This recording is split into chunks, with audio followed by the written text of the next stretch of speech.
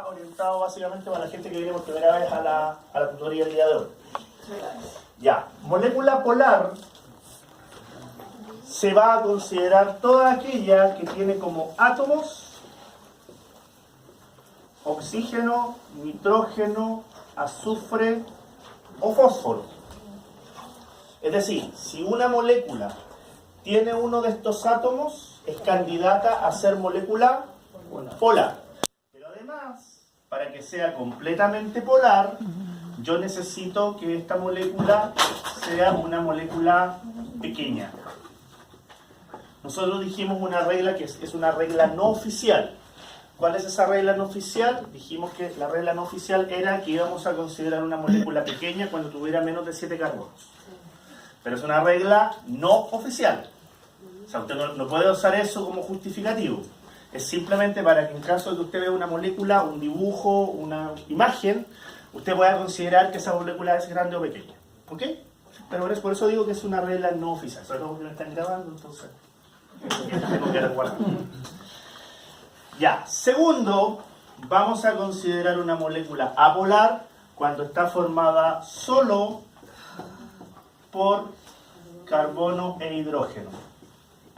Es decir, solo tengo que ver carbono e hidrógeno en mi molécula. Y nuevamente, tiene que ser una molécula pequeña. ¿Ok? Si tenemos esas condiciones, yo puedo decir que una molécula es polar o una molécula es apolar. Con respecto a la molécula anfipática, usted tiene que ver en la molécula una zona polar y una zona apolar claramente distinguible. Y el claramente tiene que ser subrayado. Es decir, yo tengo una molécula, esa molécula va a tener una zona donde voy a tener átomos de oxígeno, nitrógeno, azufre, fósforo. Voy a tener una zona donde voy a tener solamente carbono e hidrógeno, que generalmente aparece como carbono e hidrógeno, aparece como una rayita. En la guía, ayer hicimos algunos ejercicios que aparecían como rayitas. Pero yo tengo que ser capaz de distinguir las dos zonas. Si yo no soy capaz de distinguir las dos zonas, entonces paso automáticamente a lo que es una molécula polar o una molécula polar. Si yo puedo distinguir la zona polar y la zona polar claramente, automáticamente es anfipática. Y las moléculas anfipáticas generalmente son moléculas grandes. Es decir, van a ser moléculas que van a tener más de 7, 8 carbonos en adelante. ¿Ok? Ya. Esta es la primera parte de lo que es biomoléculas. La segunda parte tiene que ver con las fuerzas de interacción. Fuerzas de interacción. Con respecto a las fuerzas de interacción, siempre voy a tener dos moléculas. Y aquí tengo dos opciones. O son moléculas apolares, es decir, una molécula polar o una zona polar con una zona polar, o tienen que ser moléculas o zonas polares. Siempre. No existe el apolar polar. El apolar polar es agua y aceite. ¿Yo puedo juntar agua y aceite? No. ¿Puedo juntar dos aceites? Sí. ¿Puedo juntar copete con agua? Sí. Así lo dice. No debería, pero así sucede. Ya. Cuando yo tengo dos moléculas o dos zonas apolares, hay una sola fuerza que interacciona, que es fuerzas hidrofóbicas. Recuerden que las fuerzas de interacción lo que buscan es juntar. Esto es importante. Lo que usted busca es juntar dos moléculas, es juntar dos zonas que interaccionan. Por eso se llaman fuerzas de interacción. Si tengo dos moléculas apolares, la única fuerza que yo puedo generar es la fuerza o básicamente las fuerzas hidrofóbicas. Si tengo dos moléculas polares, generalmente voy a tener acá más de una fuerza. La más lógica, la que uno más se imagina, es la fuerza iónica. La fuerza iónica es cuando tengo un ion positivo con un ion negativo. ¿Cómo se llaman los iones positivos? Cationes. Cationes. ¿Cómo se llaman los iones negativos? Aniones. Aniones. Es decir, si yo tengo un catión y un anión, ¡pum!, los junto y eso es una fuerza iónica. Algunos le dicen enlace iónico, pero yo le digo fuerza iónica. ¿Ok? Ya, segunda fuerza.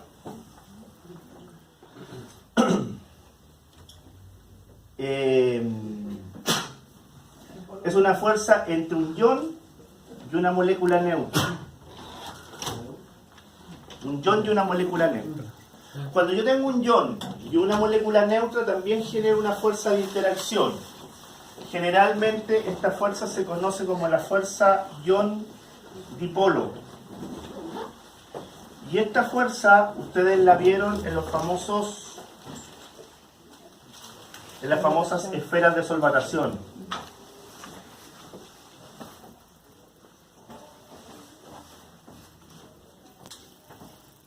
En las famosas esferas de solvatación. ¿Se acuerdan que tenían un ion que se rodeaba de moléculas de agua? Bueno, voy a tener un ion, catión o anión, voy a tener una molécula neutra, como por ejemplo el agua, voy a formar una fuerza que se va a llamar ion dipolo. Y ahí está obviamente el ejemplo de la esfera de solvatación. Y la fuerza más importante dentro de las fuerzas polares es el famoso puente de hidrógeno.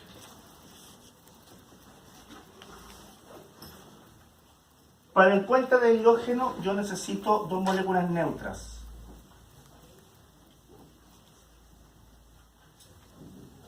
Dos moléculas neutras. Pero ¿cuál es la gracia del puente de hidrógeno? Voy a colocarlo acá.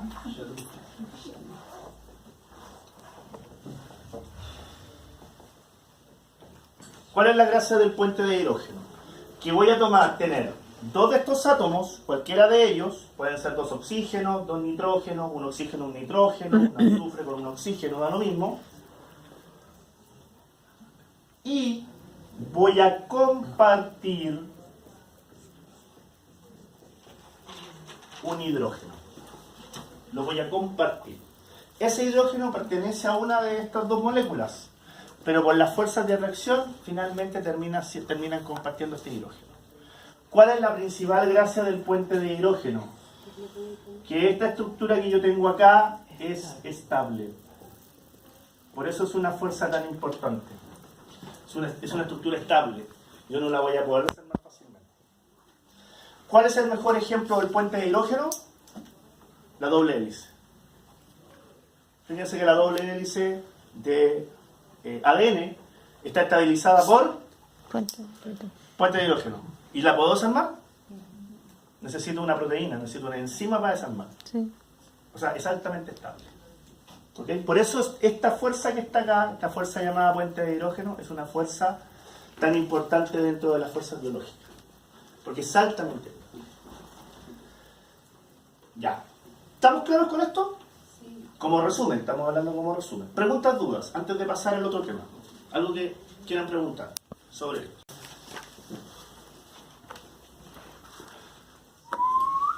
Listo.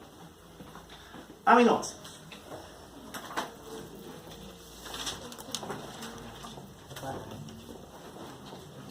Aminoácidos. Del tema aminoácidos, todo parte de la estructura general. ¿Cuál es la estructura general? Tengo un carbono central, un hidrógeno, un grupo de ácido carboxílico, un grupo amino y finalmente una cadena lateral que es variable, ¿no es cierto? De esta estructura yo puedo sacar la clasificación.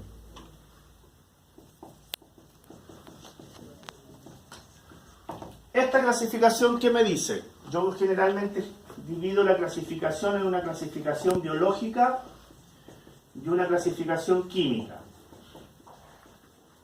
La clasificación biológica es estándar o no estándar, y la otra es estándar, no estándar, y el otro es esencial. Esencial, con C. Tengo un pequeño problema con las CS. O no esencial. No sé si está bien escrito esencial, parece que no. ¿Por ahí? Está bien. Yo tengo un problema con las SC. Por eso no fui profesor de castellano. Menos mal. Menos mal. ¿Qué significa estándar o no estándar? Si pertenece o no a proteínas humanas. Si pertenece a proteínas humanas, es estándar. Si no pertenece a proteínas humanas, no es estándar.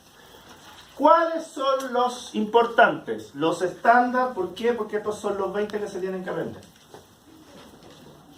Serina, valina, ácido glutámico, arginina, etcétera, etcétera, etcétera. Todos esos yo los voy a poder encontrar en proteínas humanas. ¿Esencial o no esencial? ¿De qué depende? De que si lo sintetiza o no sintetiza. Una alternativa para mirarlo es si lo sintetiza o no el cuerpo humano. Si lo sintetiza es no esencial, y si lo sintetiza es... Perdón. Si no lo sintetiza es esencial, si lo sintetiza es no esencial. ¿Cuál es la otra forma de mirarlo? Con la alimentación. Claro, si hay que ingerirlo o no. Exacto. Si lo ingiero, es esencial. Si no lo ingiero, es no esencial. Son dos formas de mirar. ¿Ok? Esa es la clasificación biológica. La clasificación química, que es la clasificación más compleja, que es la que hemos estado viendo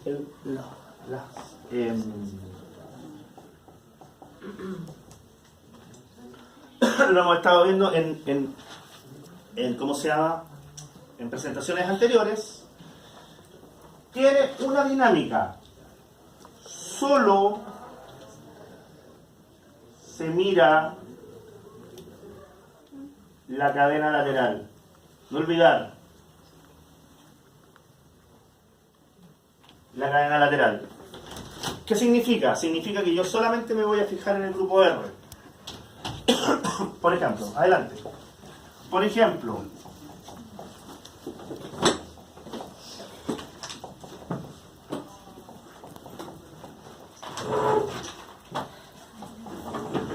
si yo dibujo eso, se dibuja hasta esa imagen, ¿qué tengo que considerar?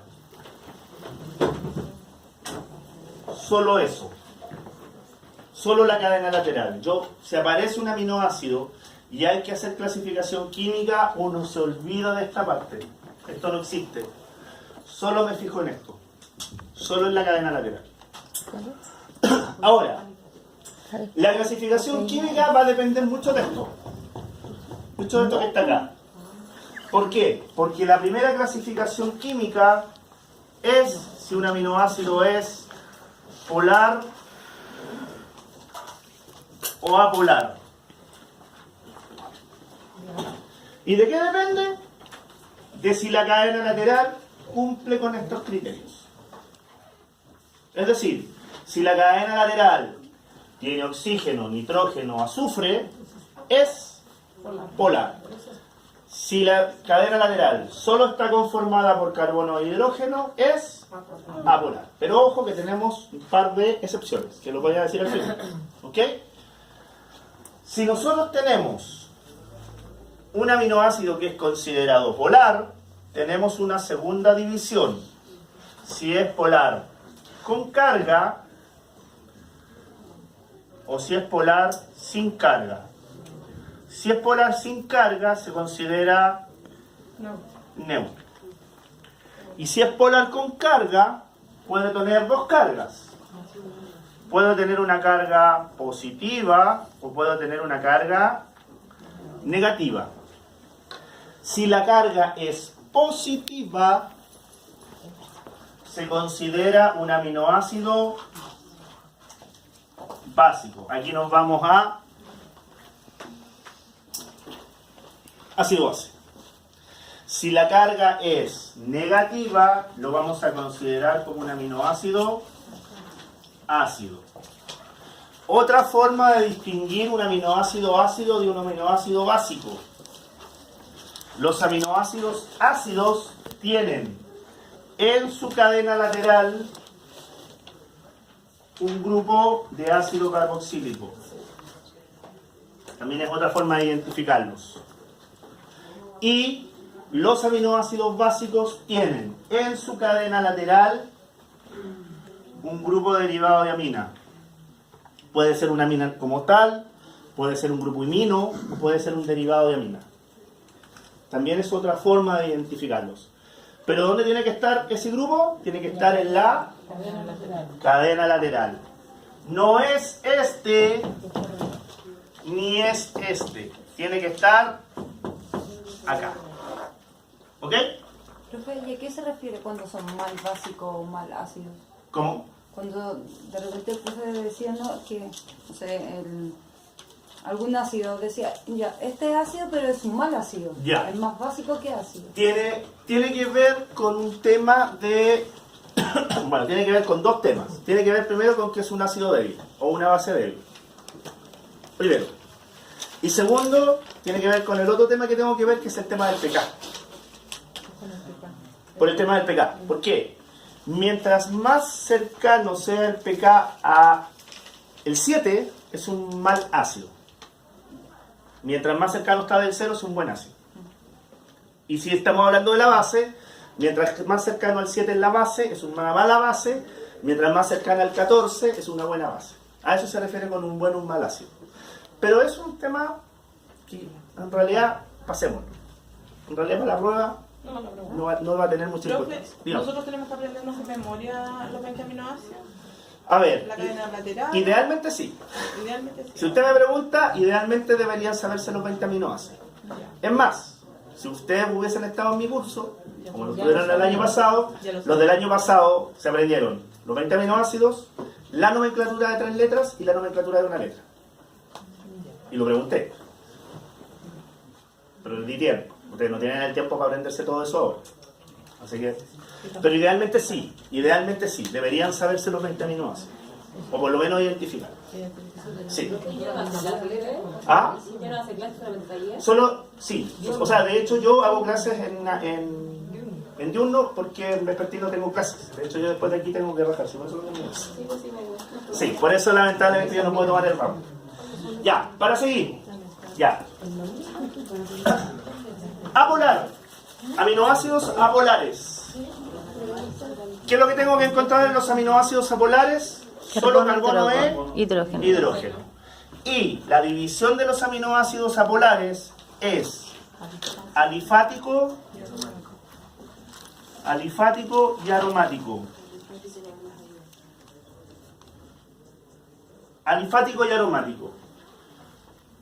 Aquí ustedes pueden aprenderse esto de dos formas. Los alifáticos son aquellos que son apolares de cadena abierta. Los aromáticos son aquellos que tienen un grupo benceno o un grupo fenilo, independiente de cómo ustedes lo quieran ver. Segunda forma, por negativo. Los aromáticos son aquellos que tienen grupo benceno, los alifáticos no lo tienen. Listo. Ya. Es otra forma de poder identificarlo. Por ejemplo, este que tengo acá, que yo dibujé acá. ¿Cuál sería la clasificación de ese aminoácido? Aminoácido Sería apolar primero un alifático. aminoácido Apolar apolar. ¿Por qué?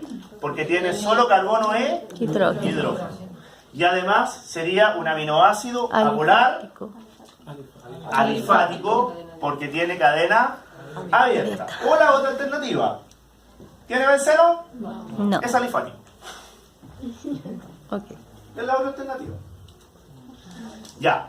De esta clasificación polar y apolar hay dos excepciones.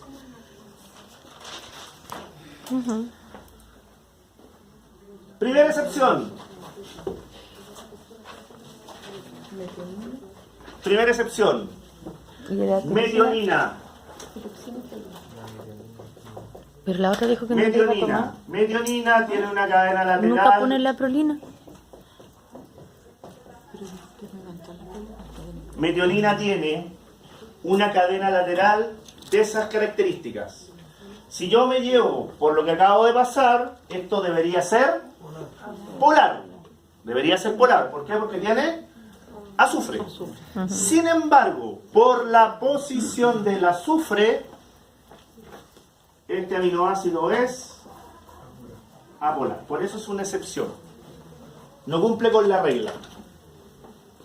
Por eso es una excepción. Segunda excepción. Tirosina. ¿Por qué tirosina es una excepción? Porque la cadena lateral de tirosina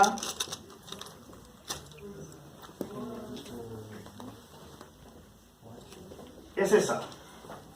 Debería ser un aminoácido aromático y por lo tanto debería ser apolar. Sin embargo, tiene el Un alcoholcito. OH.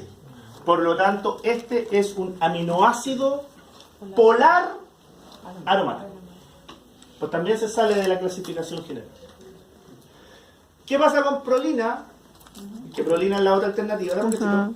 ¿Qué pasa con prolina? Prolina yo no lo considero porque generalmente no se pregunta desde el punto de vista de la clasificación. Sí va a tener importancia en proteínas. Porque pero- no es esencial. porque es cíclico. Ah, ya. Porque es cíclico. Entonces es muy difícil de determinar cuál es la cadena lateral y cuál es el grupo amino. Porque está ciclado con el grupo amino. Entonces por eso no se pregunta. No lo van a preguntar. Yo creo que no. Por lo menos yo no lo pregunto. Ahora sí.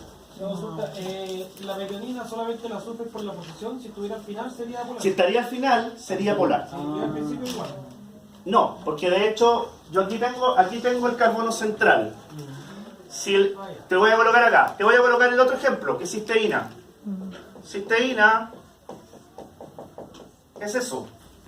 ¿No es cierto? Sí. Y por lo tanto, al estar en la punta, recobra todas sus capacidades. Por lo tanto, es polar. Polar. Pero, como este está en la mitad, pierde su capacidad de polaridad. Y por lo tanto pasa a ser apolar. Por eso, ojo, estos son dos aminoácidos que son excepciones. Metionina, que si bien tiene un azufre, es apolar. ¿Y es apolar de qué tipo? ¿Aromático o alifático? ¿Cuál? Alifático, muy bien. Y la tirosina, como dijimos, es polar, pero es un polar aromático. ¿Ok? Que rompe con esta dinámica. Ya. Eso con respecto al grupo R.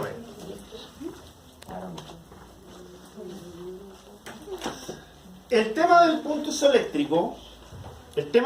isoeléctrico, para alcanzar a ver proteínas, lo voy a tocar muy a la pasada, pero los que vinieron Ayer, los que la vinieron semana pasada. ¿cómo se llama? A la tutoría de ayer, yo hice un ejercicio completo. Así que le voy a pedir a sus compañeros, aquí yo voy a pedir la solidaridad. Hay un video subido. Sí, ya ¿Hay un subió. video? Sí, ya. Ok.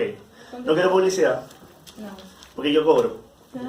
Está bien. Está bien, muy bien. Está bien. Derechos de imagen. Derechos de imagen, ya, pero... No, la tenés que pagar. Exacto. Pero, no, si es privado no hay problema. Yo no tengo problema, pero si es público No, están yo todas las cobro. redes. No, hay que cobrar. Ya. Ok. Editen la chuchada, sí, por favor. Ya, pero les voy a pedir a ustedes que el tema, solamente por un tema de tiempo y para alcanzar a pasar el tema de proteínas y el tema del punto isoeléctrico lo voy a dar muy general. Ya, con respecto al tema del punto isoeléctrico.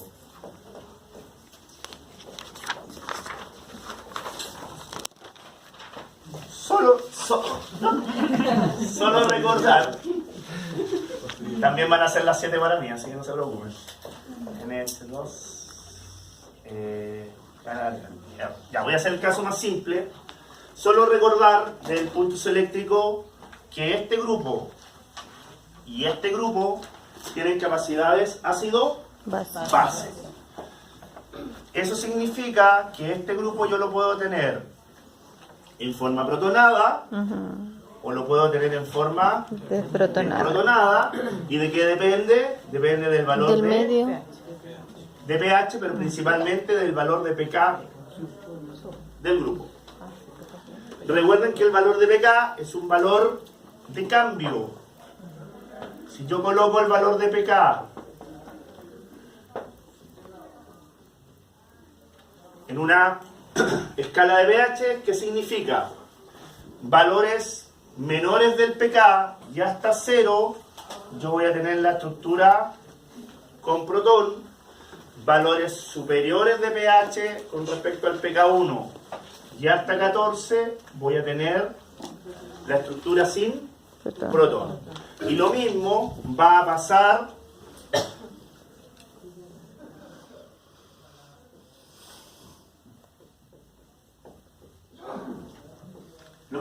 con el grupo amino. El grupo amino yo lo puedo tener en forma protonada o en forma desprotonada. Y aquí es exactamente lo mismo, a valores menores. Y este obviamente va a estar relacionado con un valor que se va a llamar pK2. Y valores más bajos que el pK2, yo voy a tener la estructura con protón. A valores de pH superiores al pK, voy a tener una estructura sin protón. Y recordar que el punto isoeléctrico es el promedio de los pKs que rodean a la estructura con carga cero. Pero si aparece un aminoácido apolar o aparece un aminoácido polar neutro, que en estos dos casos no hay pKr, que es pKr, es el pK de la cadena lateral. Yo puedo usar una fórmula automática, que es el punto isoeléctrico igual a pK1 más pK2 dividido por 2, que es la fórmula que aparece generalmente en los libros. Pero si el aminoácido tiene pKr, tiene pK de cadena lateral, está liquidado. Tienen que hacer el ejercicio. El paso largo. Solo esto lo pueden aplicar cuando no hay pKr. Ustedes tienen en las cosas del curso, tienen una lista de pKs. Sí. ¿No es cierto? Sí. Ya, ahí está lo tienen. ¿Tú estás un poquito de ya que lo tienen ahí? Gracias. Fíjense que alanina, asparagina, glutamina, glicina, isoleucina, leucina, metionina, fenilalanina, prolina, serina, treonina, triptófano y valina no tienen pKr, por lo tanto se pueden sacar con esta fórmula. Pero arginina, ácido aspartico, cisteína, ácido glutámico, histidina, lisina y tirosina tienen pKr. Y por lo tanto habría que hacer el ejercicio como hicimos el día de ayer. ¿Ok? Dígame. Y el resultado es a definir, ¿cierto? ¿Cómo definir? ¿No tiene una unidad específica? No, recuerde que el punto isoeléctrico tiene valores de pH. ¿pH tiene unidades? Ya, entonces no tiene unidades. Por eso decía, ya. Siempre. Recuerde que el punto isoeléctrico, por la definición, es un pH. Ya. Entonces, si pH no tiene unidades, el punto isoeléctrico tampoco tiene unidades. Ok. ¿Estamos claros, muchachos? Profe, Díganme. consulta, ¿y el suiterión solamente se saca cuando hay cadena? O sea, si le dan un aminoácido y le piden calcular el suiterión, hay que hacer el ejercicio completo. Ya. Ojo con eso. Ah, ya. Pero, si le piden calcular el punto isoeléctrico y no es necesario pasar por el suiterión, y es uno de los aminoácidos que yo leí, que no tienen pKr, lo puede sacar así. Ah, ya. Si tiene pKr, tiene que hacer el ejercicio. Ya. Porque ahí, obviamente, usted no sabe si el suiterión está entre pK1 pK2, entre pK1 pKr, entre pKr pK2. Tiene muchas alternativas. En ese caso, para poder entenderlo, por ejemplo, pone la estructura, yo busco PK1, PK2, así como carbono, la vida. No, pK1 está asociado acá, ¿Sí? pK2 está asociado a este grupo, y si hay un pKr es la cadena lateral. Pero esos valores, o sea, pK1 independiente del valor va a tener este cambio, pK2 independiente del valor va a tener este cambio, y el pKr va a depender de la cadena lateral de Yo ustedes. digo, sí, preguntar sobre eso, yo tomo esos dos y los Claro, sumo, por ejemplo, si pKr, si esto que está acá, tal como está en el ejemplo de la pizarra, no tiene pK, por ejemplo, esto tiene pKr, No, tiene solo pK1 y pK2. Ocupa eso, sí. Pero si le aparece un pKr, tiene que hacer el ejercicio completo. Porque hay que definir el suiterio. Dígame. Era la posición Era- que PK1 es porque es por el grupo carboxílico, ¿cierto? Claro, pK1 es por el grupo de ácido carboxílico, pK2 es por el grupo de amino y pKr es por el pK de la cadena lateral. Pero las dinámicas son iguales. ¿Ok? Ya. ¿Estamos claros, muchachos? Ya, perfecto. Vamos a ver entonces el tercer tema, que es el tema que menos he podido tocar, que más me han preguntado, que es polipéptidos y proteínas. Vamos a ver un poco acá.